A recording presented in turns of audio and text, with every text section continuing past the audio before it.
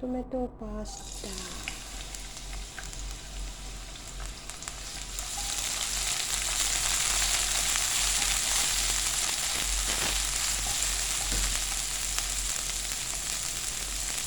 Tomato pasta හදන්න යන්නේ බලා ගන්න.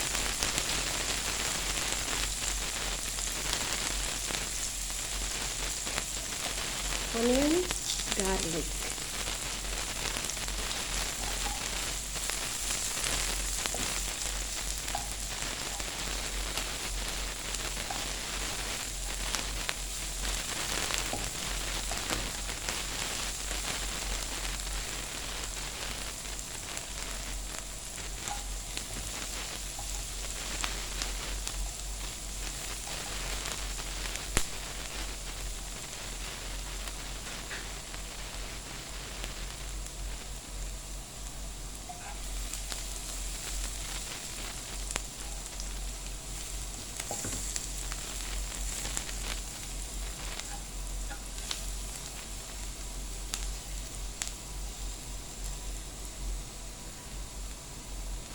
Brown color එකට ආවහම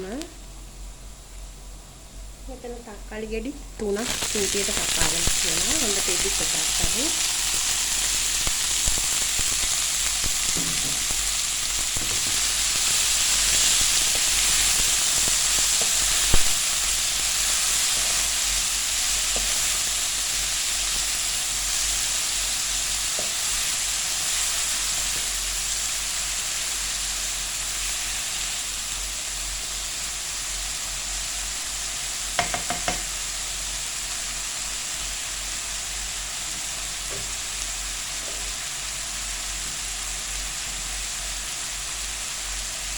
Lulu, salt,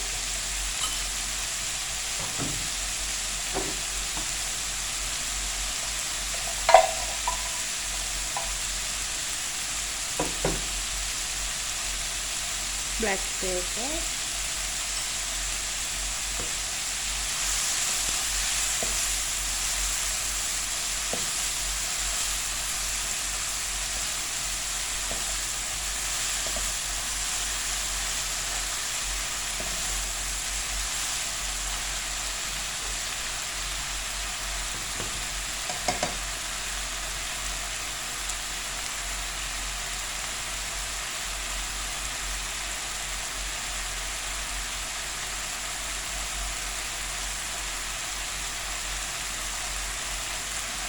fresh rosemary. මම ගහෙන් කපාගත්තේ කිචන් එක ඇතුළේම තමයි හදාගෙන තියෙන්නේ.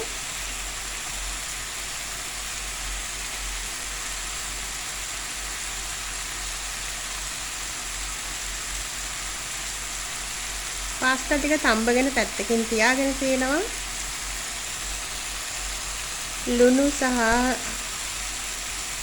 cooking oil ටිකක් එකතු කරලා පාස්තා ටික තඹගෙන ඉවරයි. මේ rosemary දාපුවම හරිම රසයි. ඉතින් ඔයාලට පුළුවන් rosemary, oregano ඕන දෙයක් එකතු කරගන්න.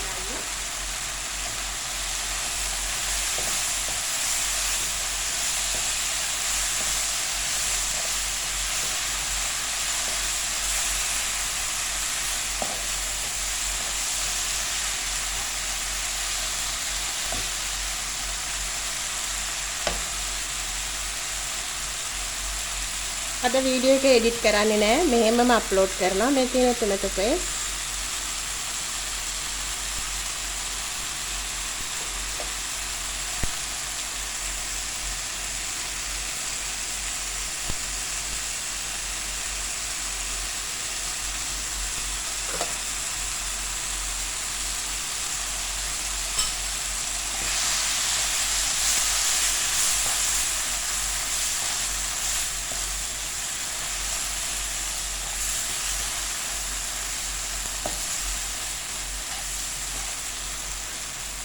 මේකට මම වතුර ටිකක් එකතු කරගන්නවා.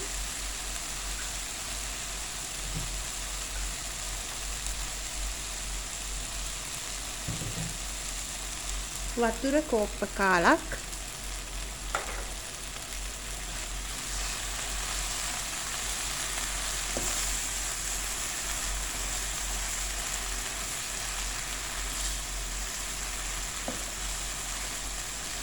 කිසිම රසකාරකයක් නැහැ, කිසිම ස්පයිසි එකක් නැහැ. එකතු කරේ ලුණු ගම්මිරිස් විතරයි.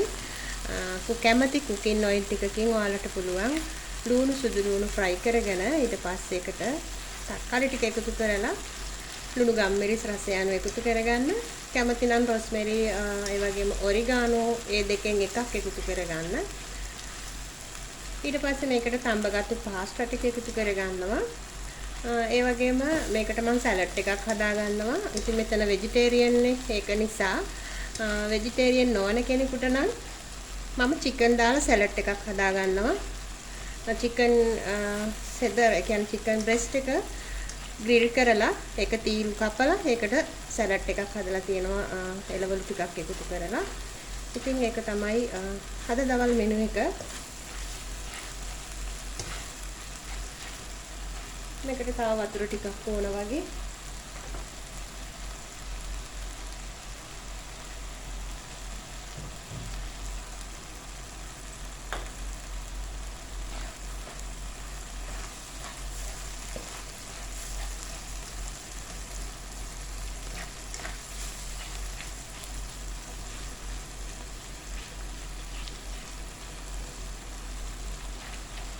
බලමු රසය. ගානට ලුණු තියෙනවා, ගම්මිරිස් රස තියෙනවා. හරිම රසයි රොස්මෙරි එකතු කරපු නිසා. ඉතින් තව චුට්ටක් ඔයාලට කැමති නම් මේක රසය වැඩි කරගන්න ඔයාලට පුළුවන්. මේකට විපින් ක්‍රීම් ටිකක් එකතු කරන්න. ඉතින් සමහර දාට මම එහෙම හදනවා. ඒක විපින් ක්‍රීම් ටිකක් මේකට එකතු කරගත්තම වතුර දාන වෙලාවට වෙනම රසයක්. එතකොට පින්ක් පාස්ටා කියලා තමයි ඒකට කියන්නේ. ඉතින් ඔයාලට පුළුවන් වතුර වෙනුවට විපින් ක්‍රීම් එකතු කරලා පින්ක් පාස්ටා ටිකක් හදාගන්න. ඉතින් මම කලින් ලයිව් වීඩියෝ කරපු වගේ ඒවා ඇති. ඔයාලට ඕන නම් හොයලා බලන්න පුළුවන්. දැන් මේකට මම තඹගත්තු පාස්ටා ටික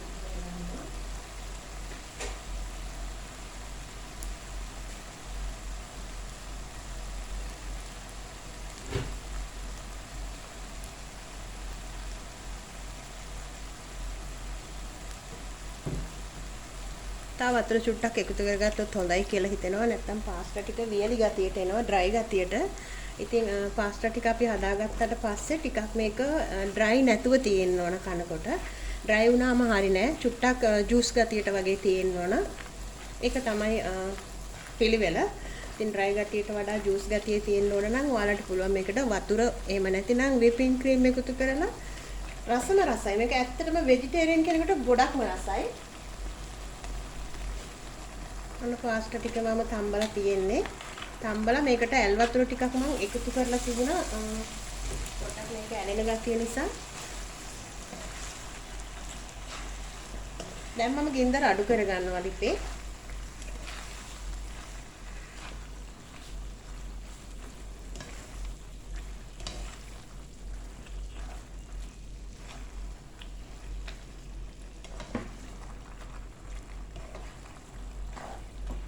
ඉතින් මේකට චිකන් ග්‍රිල් කරලා හොඳ චිකන් පළුවක් කියන්නේ චිකන් බ්‍රෙස්ට් කසෙදර එක ග්‍රිල් කරලා මේකට ලේටස් කුකුම්බර් කැරට් ඒ වගේ කැමති එළවලු ටිකක් එකතු කරලා සෝස් එකක් හදාගෙන ඒකට චිකන් දාලා සලාඩ් එක හදාගත්තම ඔයාලට වෙජිටේරියන් නොවන කෙනෙකුට මේ මෙනු එක හොඳටම ගැලපෙනවා. ඉතින් වෙජිටේරියන් කෙනෙකුට නම් normal සලාඩ් එකක් චිකන් නැතුව හදලා මේක රසම රස පාස්ටා එකක් විදියට කන්න පුළුවන්. ඔන්න ඉතින් මේක කිසිම එඩිට් කිරිල්ලක් නෑ මේ වීඩියෝ එක. මම මේම අප්ලෝඩ් කරනවා. මේක අද සැටර්ඩේ හදන ලන්ච් එක තමයි. ඔන්න ඉතින් හදාගෙන ඉවරයි. ඔයාලට පේන ඔන්න ලස්සනට තියෙනවා පාස්ටා ටික. ගොඩක්ම රසට ලස්සනට තියෙනවා. රසත් ඒ වගේමයි. විශේෂයෙන් මේකට රොස්මෙරි එකතු කරගත්තම ගොඩක්ම රසයි. ඔන්න ඉතින් හදාගෙන ඉවරයි. මම මාලි ඩිසිල්ලා මේ channel එක subscribe කරන්න. subscribe කරලා නැති කට්ටිය ඒ වගේම notification bell එකත් ඕල් දාලා තියාගන්න. රැඳි සිටියට ඔයාලට ගොඩක්ම ස්තුතියි. ඔන්න ඉතින් අද උයන ගමම්ම වෙනස්ම විදිහකට තමයි මේ වීඩියෝ එක ඔයාලට අරගෙන ආවේ. කිසිම edit කිරිල්ලක් නැහැ. මගේ logo එක දාන්න විදියකුත් නැහැ. ඒකට ප්‍රශ්නයක් නැහැ. මගේ sound එක තියෙනවා. ඉතින් ඒක නිසා ඔන්න හදාගෙන ඉවරයි. දැන් තියෙන්නේ කන්න තමයි. ඕනම වෙජිටේරියන් කෙනෙකුට මේ වගේ පාස්ටා එකක් හදලා රස බලන්න පුළුවන්. ඉතින් ඔයාලා කැමති නම් මේකට තව මේකේ ලස්සන පාට ගන්න ඕන නම් ඔයාලට පුළුවන් මේකට තව ටොමැටෝ පේස්ට් ටිකක් එකතු කරන්න. ඉතින් මේක හොඳයි කියලා හිතෙනවා මට මේ ප්‍රමාණයට. ගොඩාක්ම තක්කාලි සෝස් එකතු කරගත්තම ඇඹුල් රසක් එනවා. ඉතින් මේක තමයි හරි ගාන. ඔන්න ඉතින් හදාගෙන ඉවරයි. Thank you for watching my video. God bless all my friends. See you next video. Bye bye. See you.